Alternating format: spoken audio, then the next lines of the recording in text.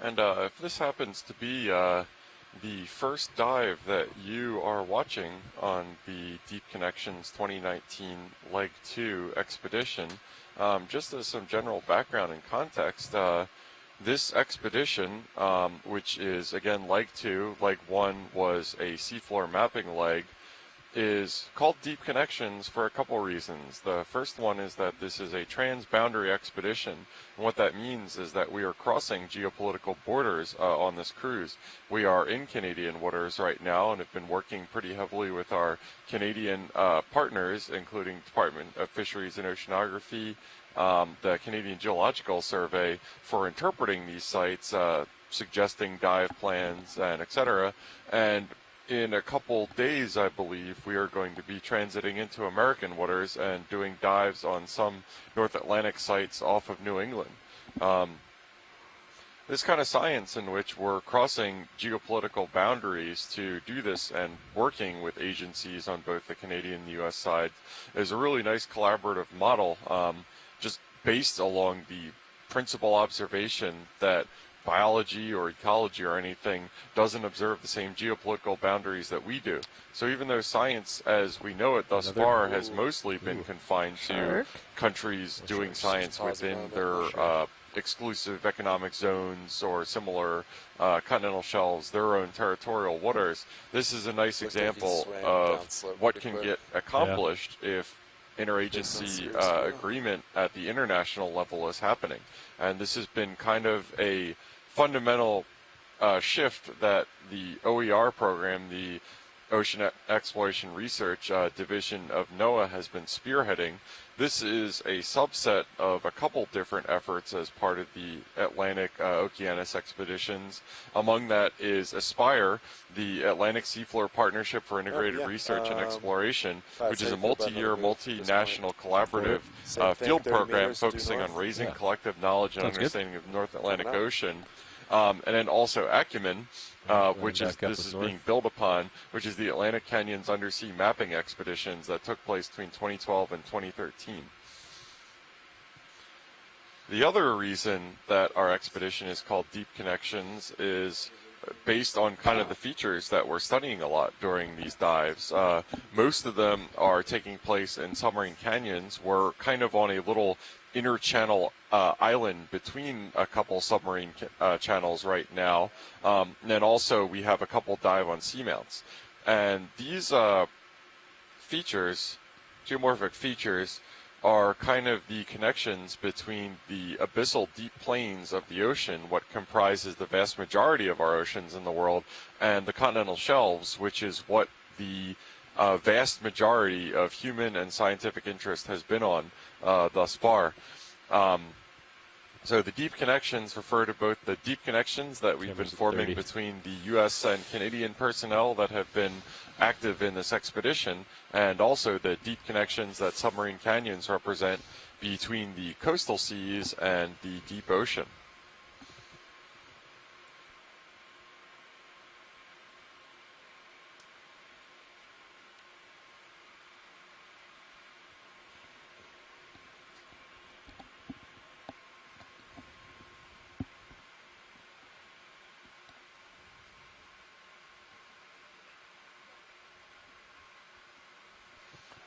Yeah, and it looks like that at this point we're maybe 2/3 or maybe closer to 70% up our slope of this inner canyon island feature, and it's been really notable again so far that even on these steep slopes we haven't seen too terribly much example of recent geologic activity of the type that we saw in the Gully Canyon Marine Protected Area on our first dive of this expedition. We saw these really distinctive rills that followed the slope of the canyon walls that were incised maybe a couple 20 or 30 centimeters deep into it. And those looked like erosional features to us that were kind of incised into the canyon from sediment debris flows that traveled down the wall of the canyon, which we're not seeing today, and it's kind of a conspicuous absence. That might provide some clue of the activity level of these canyons in the present day. and those can be influenced by a number of different features, including the oceanographic current regime, the material that makes up the walls of these canyons, whether they're more or less prone to failure, and also the biologic interaction of the canyon walls. I think I talked a little bit on the first dive about a phenomenon known as bioturbation, which is where biologic organisms in either filtering around or scrabbling around for food within the substrate or making shelter or similar activities will undercut sediment and cause it to be more prone to failure. And so biologic activity can be really important for geologic formation and evolution, especially during the current sea level high stand, in which this area is generally not seeing too much sediment input from the terrestrial environment except in really infrequent events.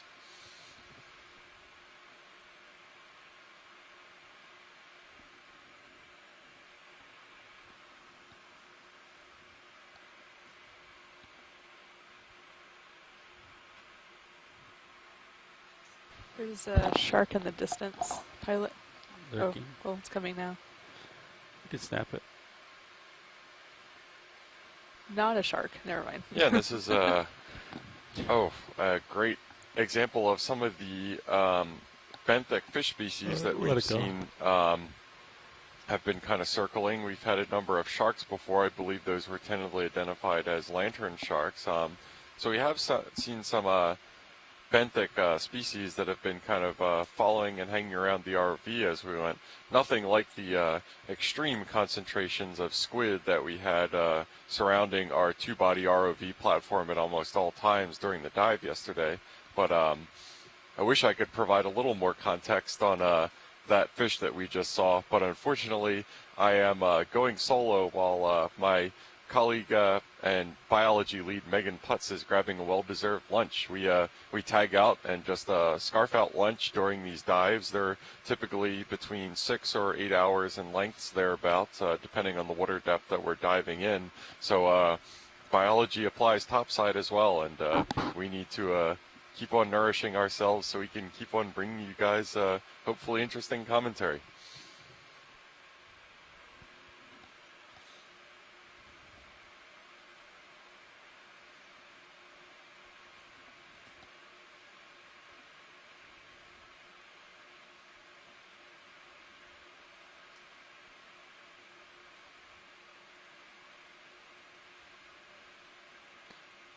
Is it the fish or the shark? I think that's the fish. Okay. Do you want me to snap? Sure. Hey Jeff, this is your web coordinator Rachel Goldbrough. We have Yeah. a question from Donna Jarrett on social media who asks, what is a submarine channel? Fish. We can let him go. Okay. Thanks. Thank you for that, Rachel. Yeah, I think, let's see, that's a great question. Right now, we are, again, in this site is really adjacent to the Northeast Channel Coral Conservation Area, which Derek on the line was telling us a little bit about before. So I guess the question here is, what is the difference between a canyon and a channel? And that's kind of a fuzzy question. It's really these terms, these geomorphic terms kind of get defined, I don't want to say arbitrarily, but they're heavily interpretive. So I will say that channels, generally speaking, are differentiated from canyons. Generally speaking, when we're talking about submarine canyons, such as the Gully Canyon that we were diving on the first day, that is an actual indentation or an incision into the continental shelf that creates appreciable relief, when anywhere to the sides to the left or right of that canyon will be actual continental shelf, relatively shallow water depths. And in the canyon is a depression which can be usually over 500, sometimes almost 1,000 meters deep at its central axis. When a channel, the difference there is that we're moving a little farther offshore into the deeper waters, to the point that we're kind of off the continental shelf proper into deeper waters, but we're still in generally what is known as an erosive sediment regime. So what that means is that this channel, this relief that formed the steep slopes that were ascended right now, was cut into existing substrate. Instead of being a depositional feature, in which sediment is deposited to create relief instead of eroding down into a material. And you can think of the classic depositional feature would be a river levee, which is where to the sides of the levee, when the river overflows and deposits sediments, it kind of builds up these mounds on either side of the river. So in this case, we're not in that depositional environment. We're in an erosional environment. It's a submarine channel, but it's not quite enough on the continental margin to be considered a submarine canyon proper. So channels are usually downslope of submarine canyon heads in generally deeper water, but similarly erosive feature. So that was a great question. Thank you for that.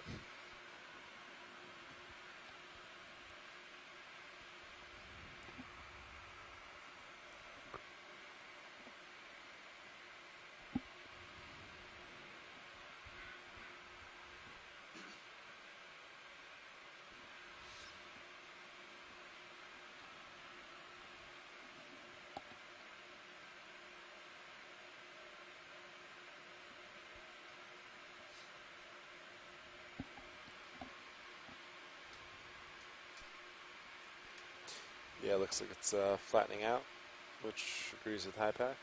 And while we make our way up the slope here, I'll give a little bit more context on the... We're zooming out one step further, and instead of talking about the Deep Connections expedition, I'm going to talk about the Okeanos and Ocean Exploration and Research Program in general. So 2019 is a special year for OER. That marks the 10th year that this program has been going, since 2009. And that is 10 years of ocean exploration data from the NOAA ship Okeanos Explorer, with OER leading expeditions around the globe. And so OER partners with the Global Foundation for Ocean Exploration, GFOE, and that is the really talented team that we have doing video and operating our ROV to deploy the two-body ROV platform that is composed of Sirius, which you will see the feed from on video feed 2, as well as Deep Discover, D2 as we call it, which is the primary feed that you're seeing the slope, the best image of the slope for right now. Yeah, we've not seen that chronoid yet. You come in.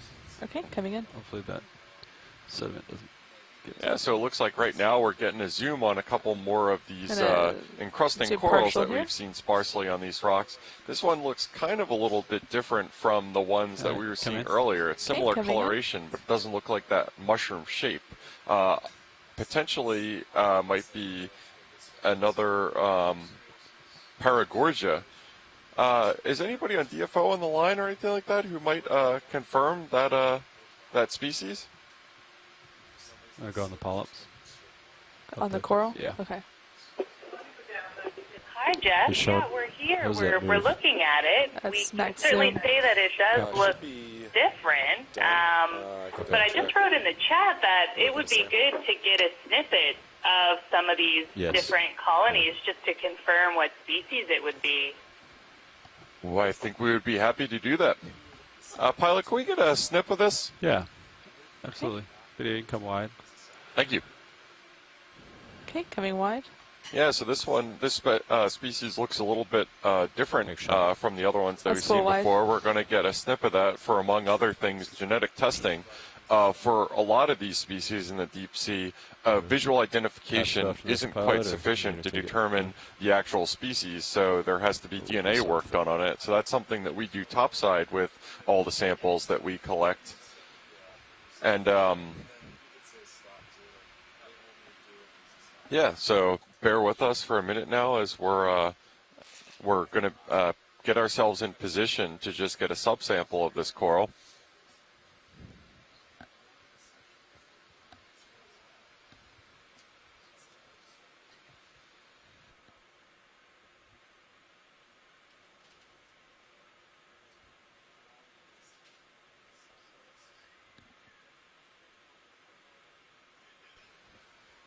And just to reiterate, it is corals like this that have been resulted in this being designated an area of interest. Some of the fishing methods that are used, particularly bottom trawling, can be really destructive on these really slow-growing and very slow to recover deep-sea ecosystems. So a big part of the work that we're doing right now is kind of getting a census of what kind of organisms, particularly deep-sea corals, which are foundation species, are living down here, so we can effectively manage them.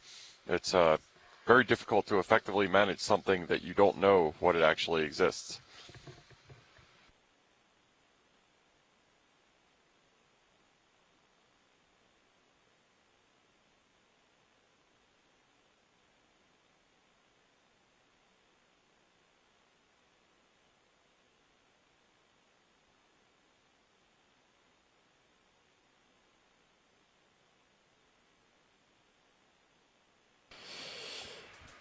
Okay, watch lead, this is Dave, just came in as pilot, and I've been informed that the coral on the rock front and center is the object of interest.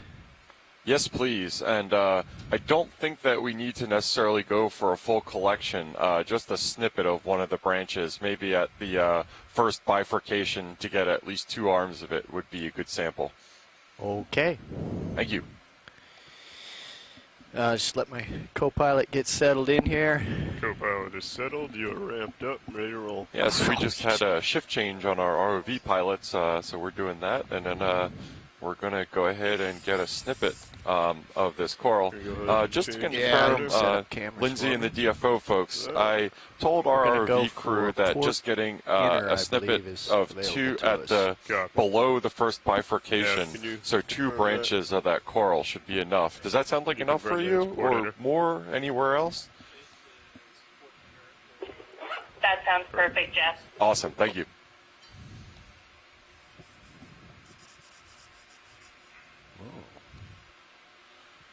Arm's a little sluggish.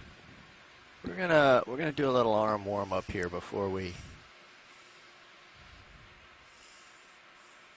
give me a little bit of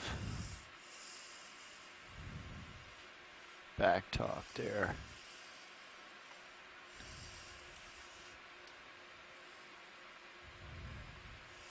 Yeah, we're actually limbering up our manipulator arm before going in for the sample.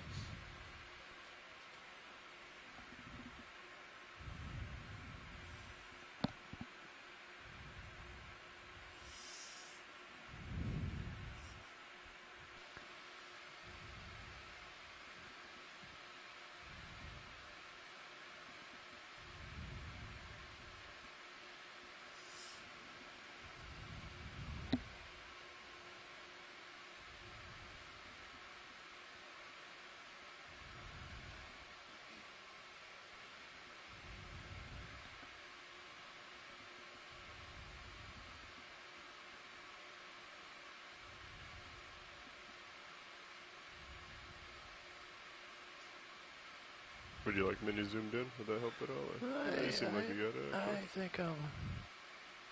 Nice. Okay, again, that's port inner. Port inner, yeah. I think we can go ahead and sneak out the... Yes. Drawer, alright. Drawer's coming out, right? Well, DFO folks, I think we are getting, if not the whole enchilada, then most of it. Even better. Well, sometimes little bits get away from us, so... Taking the... Oh no, that's fantastic. A little extra. Yeah, extra is never never turned down.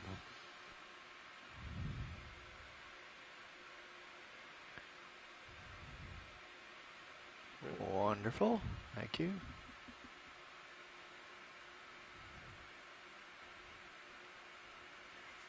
Jaw lock. Yes. Takes out.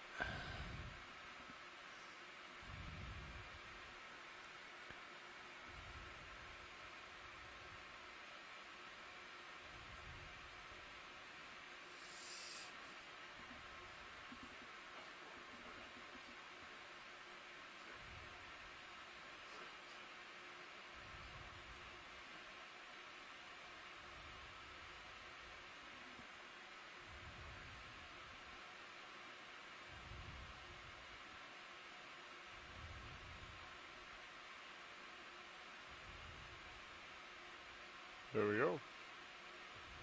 Spout at the bottom.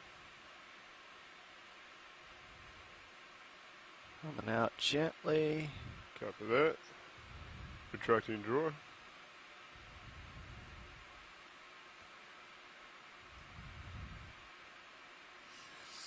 Excellent. All right, thank you, ROV crew. Sample pilot. So we just bagged a sample of what I believe has been identified as Paragorgia. We're going to tuck away our sample box and manipulator arm and continue making our way up the slope.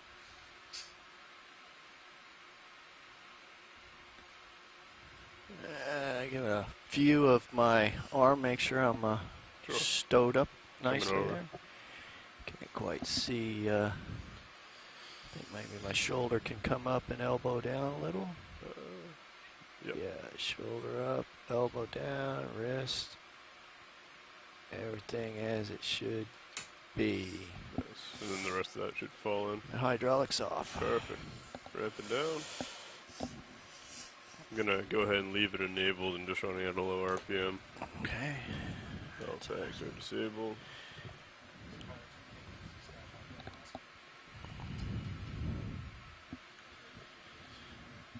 Due north, aye. Copy that. All right, we switching are that camera. taking off right now from bottom and continuing to make our way up the slope on the Northeast Channel dive site. This is dive number 4 of Expedition EX1905L, or Leg 2. Yeah, push out Deep here. Connections Expedition.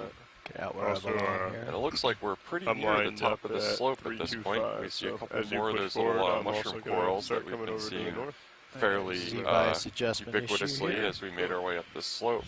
Our plan, once we get up at the top of the slope, was to start a transit along the crest of this ridge right here.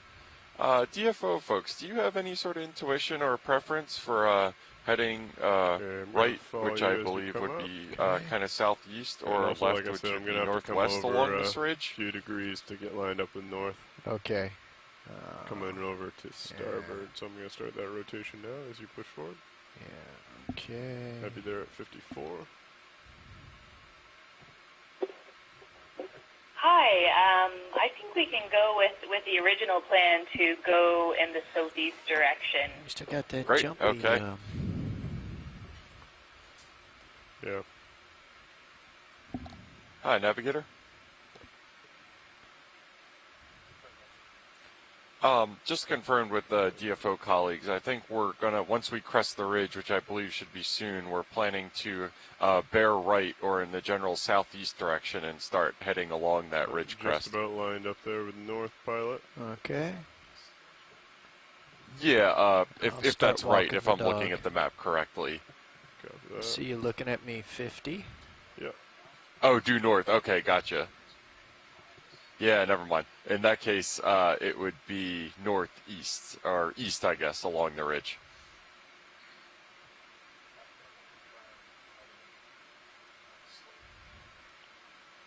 Great, thanks.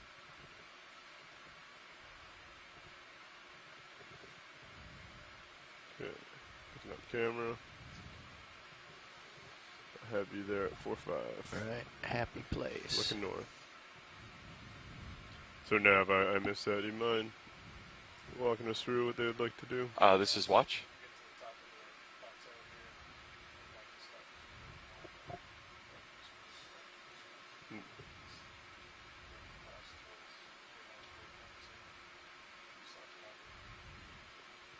Ooh, is that an octopus? All right, I've been waiting for this after the one we saw in this dive. Needless to say, if we could get a zoom on this, that would be fantastic. Certainly can. All right. Unfortunately, Megan is down at lunch. We've had one octopus so far. Yeah, that should be This fine. is a second one, with which I am very excited about. I believe octopi are my favorite marine fauna. Please don't leave, Guy. We just want to take a little look. We are not going to hurt you. Yeah, so it looks like a little bit of apprehension, understandably so, considering Deep Discover is 10 feet Clear to long zoom. and 10,000 pounds. coming It in. probably looks Or fairly partial. intimidating with its light show as well, but hopefully Gonna if we stop right maintain here. a respectful distance and use Center it the up. incredible zoom capability, we'll get a nice look. And this is a really nice looking specimen right there. Pilot, can we get lasers, please? Co-pilot. Sure. Lasers coming on. Lasers are on. All right, now that we have our scale lasers on here, these are 10 centimeters across, so it looks like our octopus here, which I cannot ID beyond octopus because I am a rock jock, looks to be about 10 or 15 centimeters wide, so a really little guy. But as you might know about octopi, they are one of the most intelligent creatures in the marine domain. That large head cavity contains quite a lot of brain, coming in. and that's a cartilaginous skeleton that they have, which they can put to use to fit into extremely small spaces. You can see it's utilizing what cover it can find in this relatively open environment right now, but if it did find a cave or a nook or something like that, it could wedge its body in a way that would not be able to be duplicated by a bony creature. So these are just really neat organisms, one of my favorite in the entire ocean, and just entirely too smart and cute for their own good. Yeah, I've always wanted to make a Valentine's Day, you know, those heart-shaped lollipops with the little cards on it, with I only have eyes for D2. Oh, sorry about that video. Okay. Let's creep it down here. There we go. I'm gonna try and zoom in Wow, more on it's his eye. really cool being able to see That's Deep max Discover zoom. reflected in the octopus's eye. That's a great shot right there.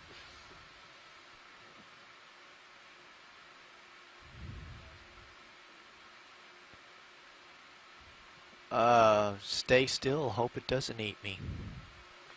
Yeah, and I believe these, you can see the rippling under the skin. Don't quote me on this, but I do believe that octopi, as well as squids, have the chromatophores, or pores underneath their skin that allow them to change their color and more blend into the background, depending on what they are. Moving pilot. Now, of course, this area, we are at about 1,400 or so meters below the surface right now, in which there would be no light penetrating down to this depth. We can't get any sort of metric for what the favorable coloration in this environment would typically be. The only light down here naturally would only be bioluminescence, but yeah, these can more or less change their color at will a lot, similar to how the squid that we were seeing floating around a lot yesterday did. So I am very happy to have seen our second octopus of our expedition so far. We got a quick sneak peek last minute octopi on our first dive in Gully Canyon MPA, and this was a nice long zoom in on one. So it's a shame Megan isn't here to witness it, but she has seen enough octopi in her day. So all right, just set it up. I'm happy to go wherever.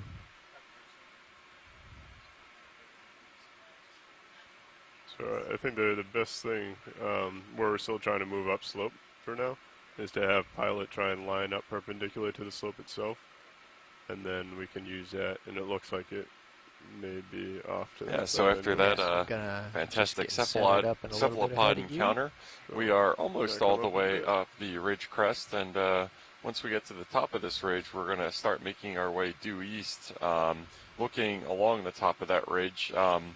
Local highs, as we know, as we saw in like a much smaller version of the same feature, are coveted by organisms in this environment and it's exposed them more to the currents that bring their food to them. So we're hoping by transversing this ridge crest that we can be able to see some more encrusting organisms of the variety that we saw a fair amount on our way up the slope. We'll move into that direction now.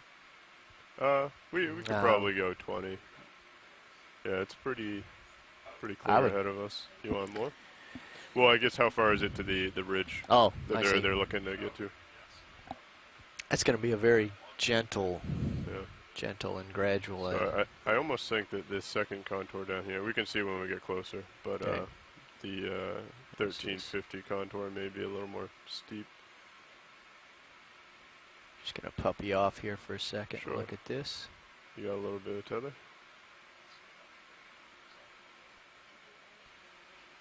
I'd say a 20-meter move would get us started, and then we can always start shifting a little more east at that point. There's an interesting sponge, I believe, on a rock to the left. I'm not sure if you're able to get a zoom in on that. Yeah, I see it. I think I'll ask Snap zoom Pilot video to zoom into that. Okay, snapping. Yeah, it looks like a... You have a little more tether, Pilot, if you want to I was go going to a say a little bit closer. Corbetellini sponge, but it might be a Pretty Korean. low. I'm not quite sure. Just pushing out a little bit. Yeah, we don't have any light So on this it is yet. a type of glass sponge, I'm running out of tether. meaning it has Should a be able to get another meter or bunch so. of little Yeah, we'll glass wait pieces that make for up it. its skeleton.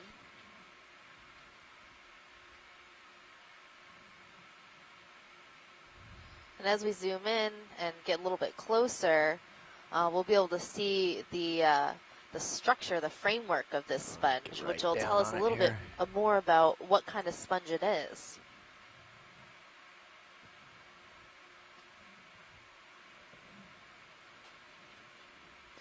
So I'm noticing it's has a sort of frilly tube-like structure, which makes me think it could be either to a zoom video. euplectellid sponge Okay, coming in. or a Phareid sponge. Gonna hold right here. Yeah, we're stable. How's the current? It seems to be pretty light. So I would probably go with Phareid on this one, seeing how it forms these tubes and looks sort of lettuce-like. Gonna zoom in more. Yes, Pilot? let us look closer. That was a good one, Pilot. Yes, so let us look closer into the That's depths full of this zoom. sponge Okay. to see what kind of framework it has and possibly understand more about what kind of sponge this is.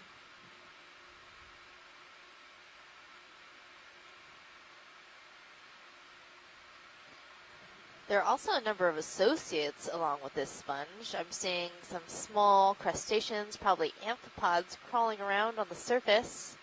And then up at the top right-hand corner, there are two amphipods on a little stalk. So these amphipods actually build this small stalk that's sticking out of the sponge, and they use it as their home.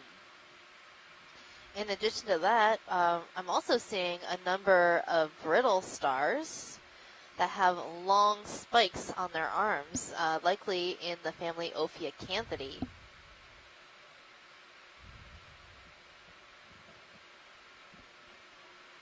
So, Lindsay, is this one of the sponges that you're really interested in? Yeah, if you have a sec. Do you mind just playing around Our inkling was that it was Asconema foliatum, and just had a look at the chat to see if our sponge expert Joanna Xavier was online, and she agrees with that ID. So I would say we don't need to collect this one. Thanks for that ID, Joan, and also thank you, Lindsay, for letting me know. There's a crab behind this rock. I just saw some legs pass by.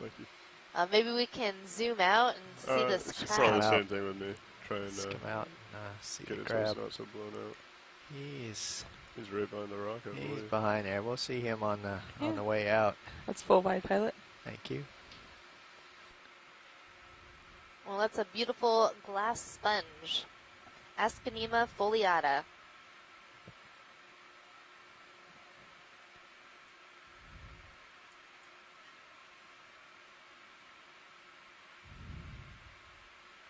Alright, Pilot, you're starting to drift off to my port. Yeah, I'll head back. I'm just going to come around this way because this guy thinks he's invisible.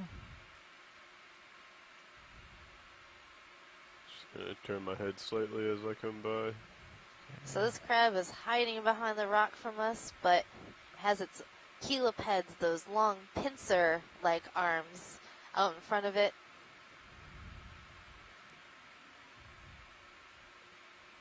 We can get a snap zoom. Okay, snapping in. I'm mating pair. If we can see the abdomen of this crab, it looks like this might be a female. Nope, it's two crabs. Yeah, it's Oh, so this is looks like it's a mated pair of crabs. No wonder he's angry. Or is it she? I don't know who's on top. I believe it's the female that's on the bottom. It's hard to tell which one is the female and which one is the male from this view, but I would think that the smaller one underneath is the female, and they have to be in a soft shell state in order to mate with another crab, and they'll actually produce a hormone to keep the male crab from accidentally eating her. Okay, let's come wide video. Coming wide. That's a really cool mating behavior that we're seeing with these two crabs. Right, pilot, you're off to my port. Yep, here I come. I'm at 015, so I need to come back over. Yeah. Coming up, bringing my rotator down.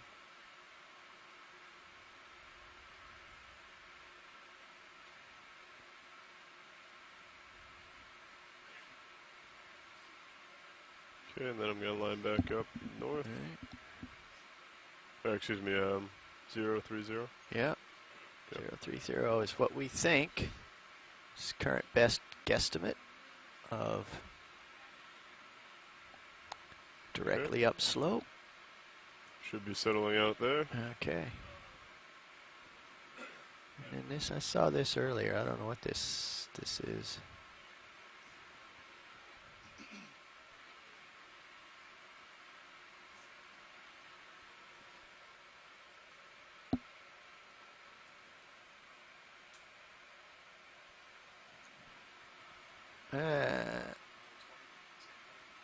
Yeah, it looks like the ship is. So as we're making our way to the top of the ridge, we're seeing some large boulders along with pebbles and cobbles in a mostly soft sediment environment. And in among these rocks and pebbles, we're seeing a lot of ophiuroids, which are brittle stars. They're quite abundant in this area. And on the rocks, we're seeing a number of different organisms, like corals and sponges, anemones.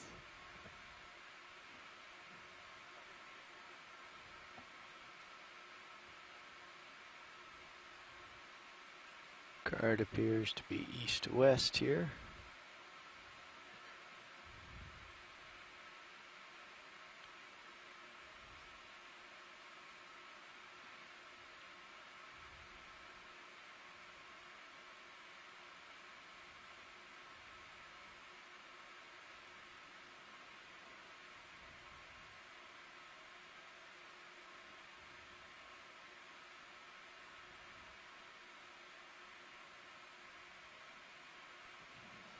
So this pink coral that we're seeing right now is a type of soft coral called Anthomastus.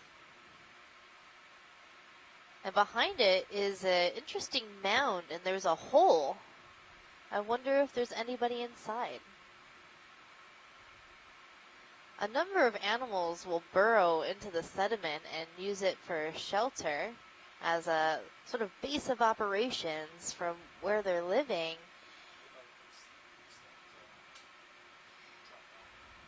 So worms will often build the shadow sort of of the arm. U-shape burrows. Manipulator arm. Where they have an entrance and an exit hole.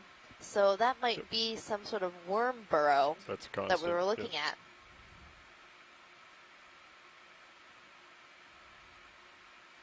There's a really skinny silver fish swimming. Yeah. What's that? Zoom fish. Okay, zooming fish. Holding here. Okay. It's moving pretty fast. I think it is a juvenile fish. It's a type of eel called a synaptobranchid eel. So these eels can actually get quite large, and this one looks like it is a juvenile. The common name for synaptobranchid eels is cutthroat eel, And that's because their gill slits are located right underneath their head where their throat would be. And so it looks like someone has cut their throat open, but that's actually where they're breathing from. Those are their gills.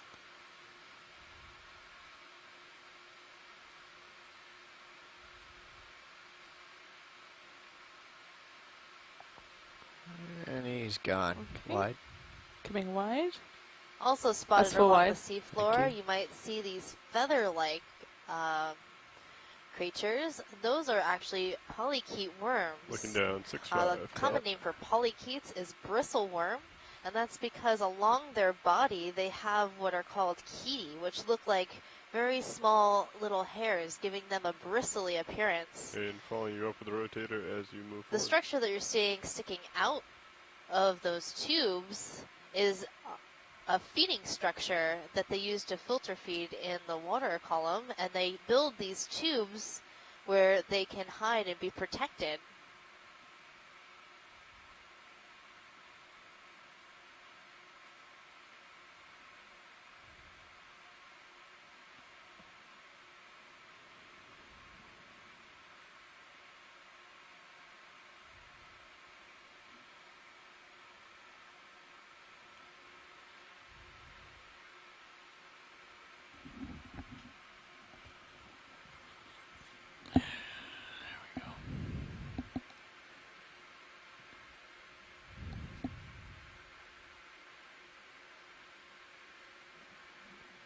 Oh, there's a neat urchin.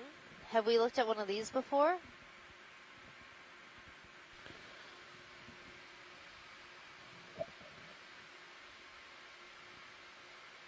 So we're seeing this pink urchin in the middle of the screen.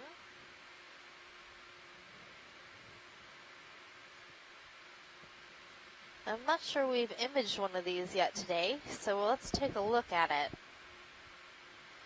I'm also going to look at my benthic animal guide that has a number of photos that can help people identify the different organisms, and this is available to you as well. Good for You Zoom can video. just Google Okay. Okeanos Giving it Animal partial. Guide, or go to our website oceanexplorer.noaa.gov in order here. to look through the animal guide and work with me to try to identify this organism. Okay. We're So stable. urchins are a Coming in. type of echinoderm. There are other types of echinoderms like Holding the here. brittle stars you see behind it, sea cucumbers, and feather stars, and sea stars. This urchin is rather spiny and Jump it up. Thank you. pink. So perhaps it's You may have a shark coming in on your port side. Oh, I pilot. see it. Should I zoom out a little bit? It may be perhaps coming right it's a type across the of screen now. pedinid urchin or a siderid urchin. Something. Okay. Okay, coming back in for urchin. Right.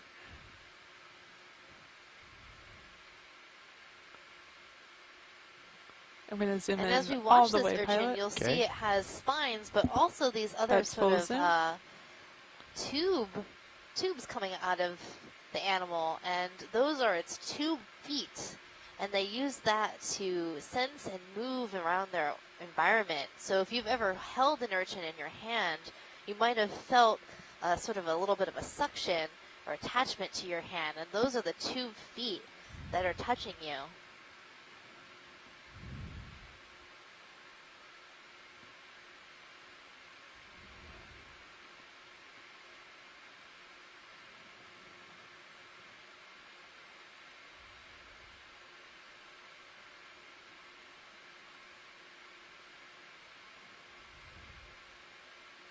So a number of urchins can have venomous spines. So when you're maybe snorkeling in some areas, it's best not to touch urchins because they could provide a Looking down sting to that would be very 75. painful. Okay. Shape is stationary. I have a little bit of swing left. I And believe. also these spines are You should often be pretty safe. quite sharp, so Slow pull video. trying to collect Okay. something like this Coming could out. be a little bit dangerous for the science team.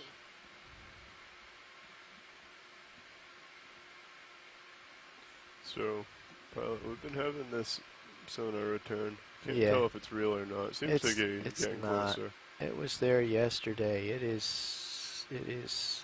I know we had the two on the side and then like a straight one across the front, but that return is moving closer to us as I don't move like forward. that.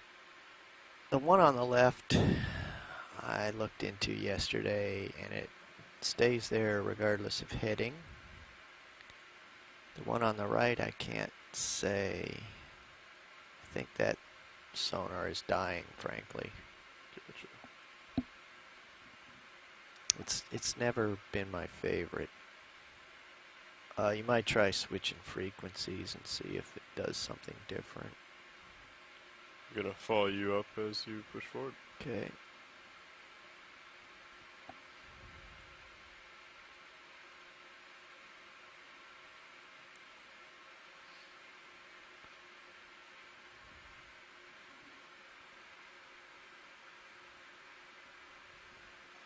So we're slowly making our way to the top of this slope feature, and we'll start running along the ridge of this feature once we get to the top to see if there might be any corals and sponges up there. We are seeing some corals and sponges spotted around this area on small boulders and cobbles.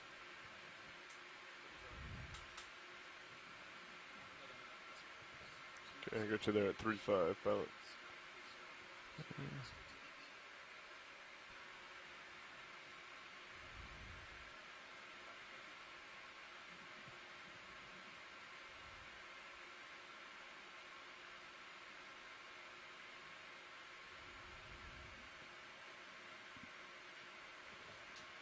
If you're just joining us, this is Dive 4 of our expedition Deep Connections 2019 at the Northeast Channel in Canada. We'd like to send out a warm welcome to our friends at the Natural History Museum in Halifax and the Canadian Museum of Nature in Ottawa. They are currently live streaming our dives, so welcome everyone, and we're happy to have you exploring with us. I think I see a stingray or a skate in front of us. We can zoom from here, video. Ship is on the move. And this is a really cool observation. I don't think we've seen one of these today. Holding here. As close as I can get for the time being. So right now we can't get much closer just because of the limitations of our vehicle. All of our system needs to move together. We have 3 bodies that need to move in sequence, in concert, in order to make these observations on the seafloor. First we have our ship, the Okeanos Explorer, which is driving along the surface, and as it drives along, oh, there's a shark. We have the Sirius ROV, which is down near the bottom, but not all the way on the bottom, that then needs to move. And then after that Sirius moves, the Deep Discoverer, the ROV in which you're seeing this imagery right now, can then make its way over to what we want to look at. So we're moving these 3 vehicles all at once in a beautiful dance at the seafloor. I'm glad you think my dancing is beautiful. I do, pilot. You're doing a wonderful job. And as we approach this ray, it might get a little spooked just because the Deep Discoverer is a very large vehicle. So you might see it move, but hopefully we can get some good imagery of it before it takes off.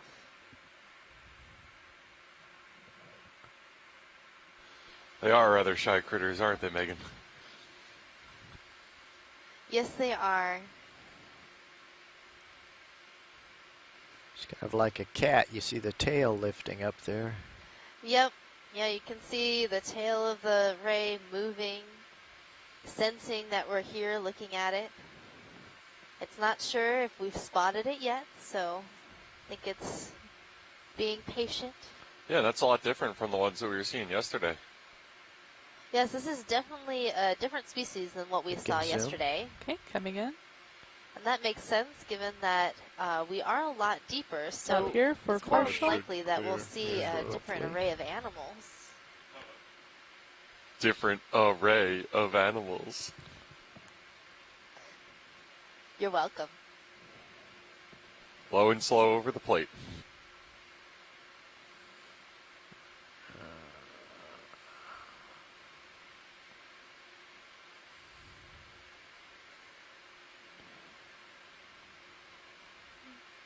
So rays are elasmobranchs in the same group of animals as sharks, but they're specially modified to sit patiently Can on I come the in? seafloor, see what this ray is doing. And then Yeah, they see what you move mean by about that. undulating their Serious heading wings. change. Wow. We're getting some great imagery of the eye of this animal. One of my favorite things about rays is how they feed. So their mouths are underneath their body, and they sort of, suck up their prey into their mouth and have plate-like teeth. So if you've ever been to an aquarium that has a stingray petting tank, you might have been able to feed the ray, and what they say to do is to hold the fish or the food in between your hands, and you'll feel it come and gently suck the food out of your fingers. It's quite a fun experience. Let's come wide. I'm making too What much. What an optimized feeding experience. Okay. That brittle star here. right there, Yeah. Megan, is that something that might typically compose in that ray's diet? One more 20-meter move in. I'm still I don't pretty know far if back. they would really find brittle stars tasty. They have a lot of hard parts. I feel like rays would probably go for more fish and softer body Exploring the issues animals of that have a middle higher current. protein content.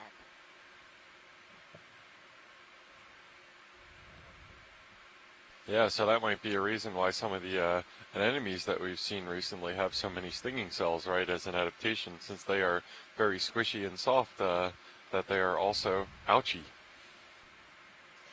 Yes, urchins would probably be a more difficult food item to digest. But there are some urchin predators that are specialized to feeding on those animals. Here's our shark friend. Yeah, there's been a few of them that have been kind of swimming around in the darker areas around D2, just right outside of the light. You can see them in Sirius every now and again. So Tara Luke on our chat room says that the animal we were just looking at is commonly known as a skate because skates have fleshier tails than rays. So we notice on the end of the tail of that animal, we saw more of a fin, and that is typical of a skate.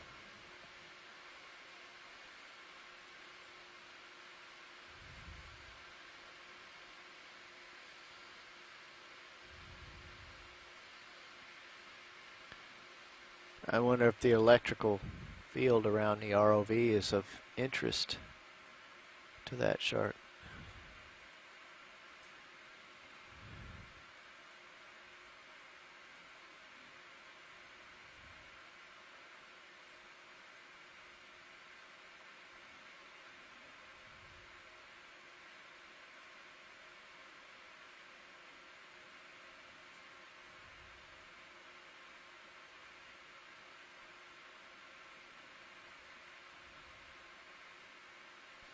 And just as a critical update, Megan, those magic bars that you selected down in the galley were indeed extremely delicious. So thank you for that tip.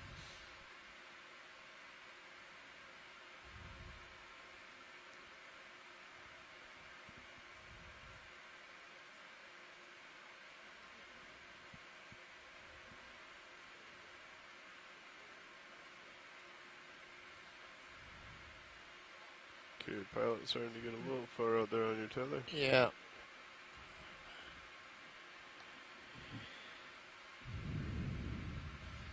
Yeah, so I stepped out down to the galley for a quick lunch, and it looks like since that time we've been transversing along this the axis of this ridge that we transversed up as part of our dive path. So all of this is kind of gravy to the general goal, which was exploring the slope of this island between submarine channels, as I've been calling it. I'm really bothered by using the term island for this. I feel like there's a much better geomorphic term that just isn't coming to mind. So maybe my colleague Calvin at the Geological Survey of Canada can get this much better word that I feel like is really just eluding me. Maybe heading up towards the northeast might be, or northwest might be better. But it all depends on what they're looking for. He's on the ball. That says that it's an erosional remnant, which, yeah, that makes sense. I was talking a little bit, that great question that we got on Facebook as to what a submarine channel is. So in that case, an erosional remnant would be something that is left behind when two submarine channels incise the sediment or rock that was on either side of it. So it ends up looking kind of like an island, but a remnant. I'll call it that. That's a better name.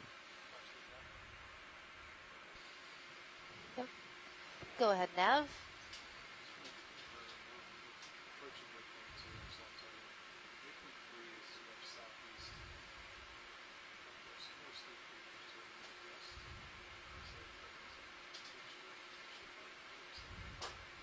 I think we should go toward the steeper features. I'm gonna bring my head around here slightly, Kyle. Yeah, I'm coming back. This fish doesn't want to play. Yeah, this does look like a different urchin, this black urchin. Okay. I don't know if we've looked at that yet today either. But it might be a kind of third urchin, your favorite, the pancake urchin. I see the hooves. The Dutch baby urchin. So this one is a very deep purple color.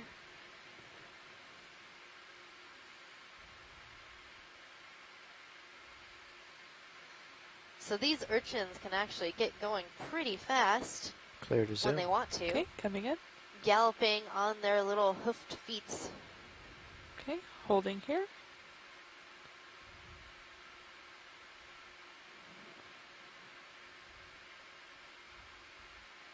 Another interesting thing about urchins is that their mouth is actually on the underside of the animal, and the top that we're viewing is the anterior end, as you might say.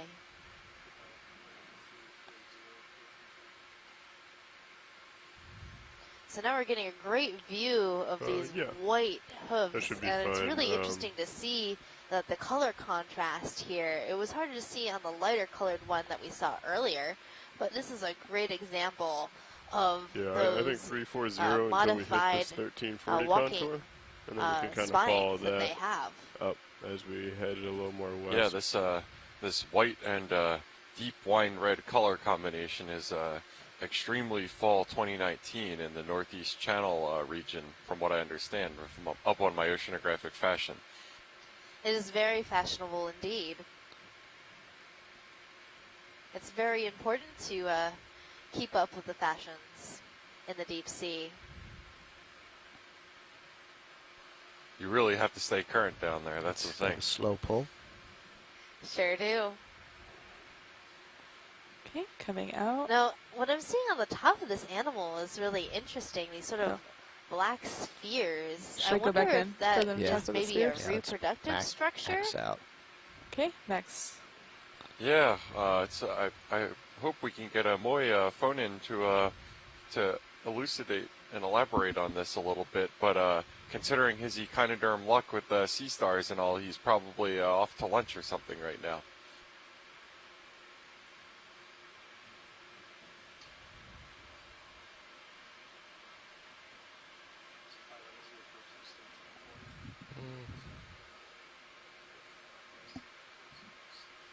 Okay.